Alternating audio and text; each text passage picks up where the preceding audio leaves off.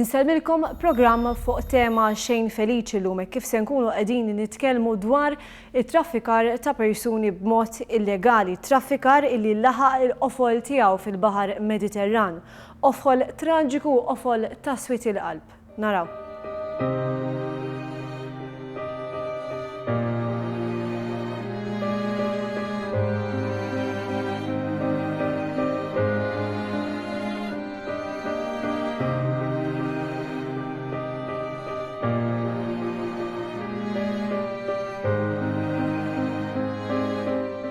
Każ tiegħi żgur li għal waħda fejn lanqas issalva persuna waħda hija diżappuntanti ħafna bħala kaptan tal-lanċa u anke l-ekwipaġġ kif qedtilkom hija diżappunt kbir aħna lantana kif qal ftit ilu l-Ministru li nsalvaw il-ħajjiet. Tħossok li forsi dak il-ħin tħossok li fallejt għax l-għan tiegħek inti ħriġ biex issalva u ma ssib il-ħadd. Din il-ġimgħa bdiet baħbar li ħasdet lil ħafna. Il-mewt ta' iktar minn 700 persuna bejn sema u ilma fil-baħar Mediterran. Il-logotenent Mark Merċieqa mill-Forzi Armati ta' Malta spjega li dak li ltaqa' miegħu kien mument diffiċli ħafna u li ftit li xejn rabħalu fil-karriera tiegħu. Jekk xejn dan jikkonferma l-kobor tal-problema tal-immigrazzjoni illegali fil-baħar Mediterran. L-informazzjoni kienet mal-ewwel li d-dajsa qiegħda f'diffikultà kbira, ġifieri aħna mill-esperjenza li konna meta nisimgħu diffikultà kbira jew qegħdin fl-ilma diġà jew waslet biex tirqed. Allura kien hemm dak is-sens ta' emerġenza fil-fatt m'għadhomniex biex ħriġna. Però distanza kienet over 100 nautical miles, allura dajsa tieħu l-ħin tagħha biex tasal sfortunatament. Tama però ovvjament ma telqitx dejjem ikun hemm dik id-daqsxejn tama li forsi imqar issib numri żgħar, però ma sibna xejn. Diżappunt kien jinħassew li ma sibniex ħajjiet. Iż-żona partikolari li tawlilna ma sibniex isma'. Sibna ħafna affarijiet personali kif qed ftit ilu. Fosthom dokumenti ta' b'ritratti ta' nies li dawn ovvjament għaddejnihom lill-lanċa Taljana biex kunu jistgħu forsi jidentifikaw dawn in-nies. Iżda din it-traġedja ma kienitx l-ewwel waħda tat-tip tagħha, anke jekk forsi din kienet l-ikbar. Però ħafna jiftakru t-traġedja ta' Lampedusa u l-mexxejja Ewropej quddiem serbut twil ta' twiebet. Ix-xeni simili li segwejna f'Malta l-ħamis filgħodu meta 24 persuna jingħataw tislima mill-aktar dinjituża kienu konferma oħra ta' kemm dak li għamlet l-Unjoni Ewropea ma kienx biżżejjed. Dan anke għax is-sitwazzjoni marret għall-agħar b'mod partikolari minħabba is-sitwazzjoni fil-Libja. Il-konflitt fil-Libja u n-nuqqas ta' tmexxija f'dan il-pajjiż ġar tagħna kompla jarraq is-sitwazzjoni. Fl-aħħar xhur fil-Libja ħadet ir-rwol ċentrali missjoni tan-Nazzjonijiet Magħquda immexxija mir-rappreżentant speċjali Bernardino Leon. Il-messaġġ huwa l-ħin kollu bbażat fuq il-ħtieġa li jintlaħaq ftehim permezz ta' dialogu, imma sa issa ftit li xejn kien hemm riżultati.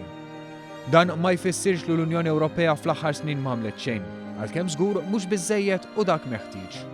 Bejn l-2011 u l-2014 imbarkat fuq proġetti li laħqu investimenti ta' 42 miljun euro. Iżda is-sitwazzjoni volatili fir-reġjun waslet biex anke dawn il-programmi kellhom jitwaqfu. L-uniku programm li għadu għaddej huwa dak li jgħin lill-Gwardji Kostali Libjani u dan b'investiment ta' 4 miljun u nofs euro. Pajjiżi bħal Malta u l-Italja kienu ilhom jisħqu li dan u programmi oħra bħal dak ta' tfittxija u salvataġġ immexxi minn Frontex ma kinux biżżejjed. U jidher li l-ikbar realizzazzjoni dwar dan seħħet fl-aħħar jiem. Sfortunatament kellhom imutu iktar persuni biex jiġri dan. Diversi aġenziji fl-oqsma ta' drittijiet tal-bniedem wissew qabel is-summit li ma jistax ikun hemm soluzzjoni waħda. One has to look at what is happening in other countries, how can we help other countries to manage mixed migration flows and asylum seeker arrivals, how can we make sure that people in need of protection don't have to get on the boat. And we are ready from UNHCR to be part of that work, but it's not instead of rescuing at sea, it's not instead of people having protection in Europe, it's in addition. It has to be a package of activities that are happening in parallel.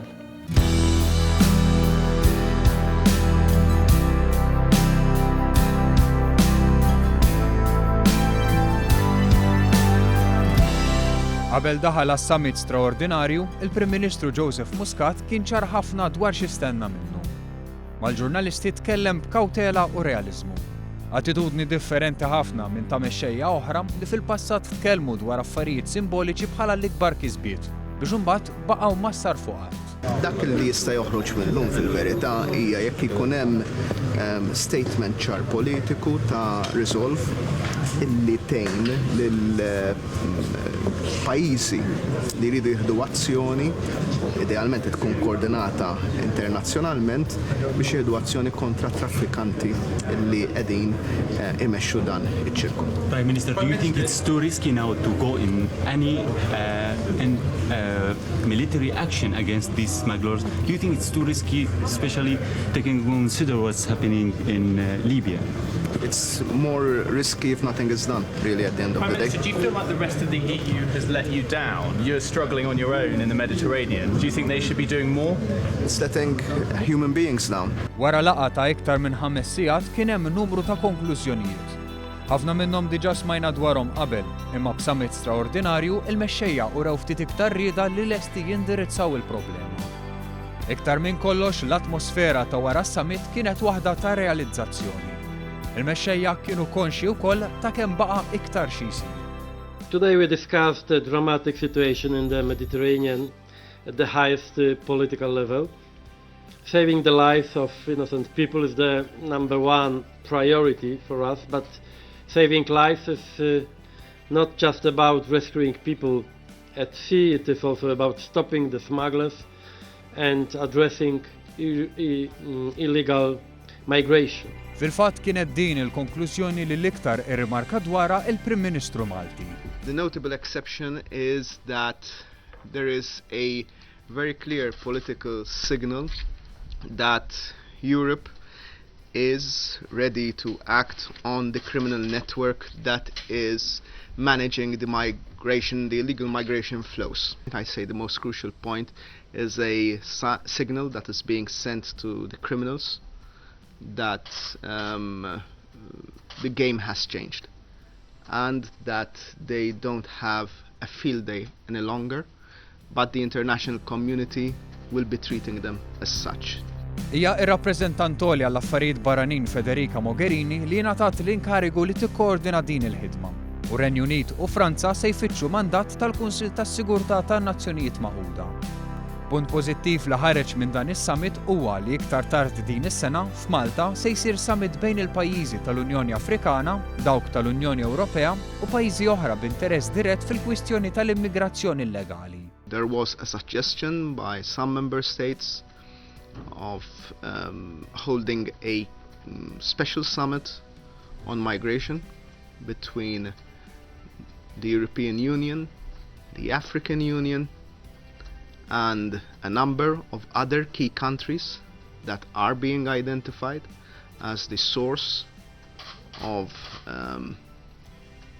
migration flows. And the conclusions will state are stating that this summit will take place later on this year in Malta.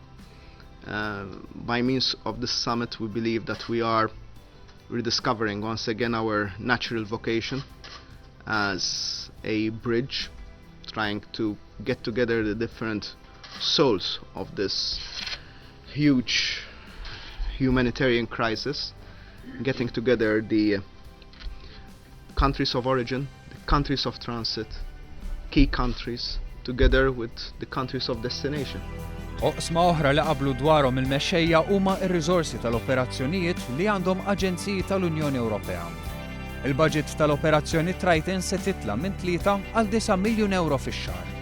Second, we have agreed to triple the resources available to Triton, our border mission in the central Mediterranean, and to enhance its operational capability. The mission will continue to carry out its mandate and respond to distress calls where necessary.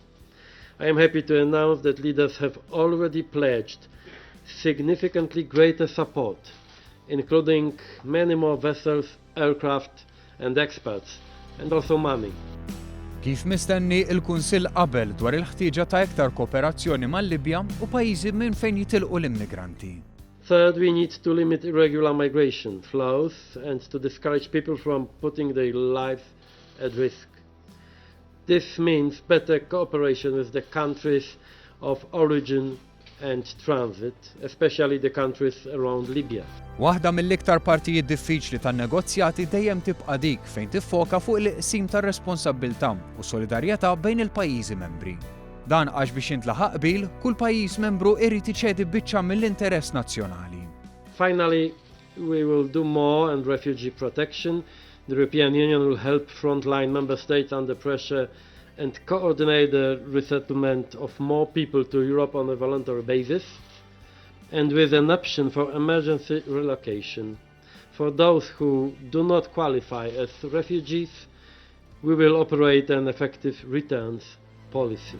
Dan kollu wassal biex 12 siegħa wara li f'Malta jingħatat l-aħħar tislima lil vittmi ta' din it-traġedja umana, il-mexxejja kienu ħerġin mill-bini ta' Justus Lipsius bil-messaġġ li din mhix sfida ta' pajjiż wieħed iżda ta' kontinent. Let me be clear, Europe did not cause this tragedy, but that doesn't mean we can be indifferent. We are facing a difficult summer and we need to be ready to act. It-tama issa li dan mhux biss diskors ta' mument u li ma taqta' xejn il-ħidma biex xejni bħal dawk li rajna fl-aħħar jiem, kadavri mniżla minn fuq bastiment u eventwalment immarkati bħala numru ma narawhomx iktar.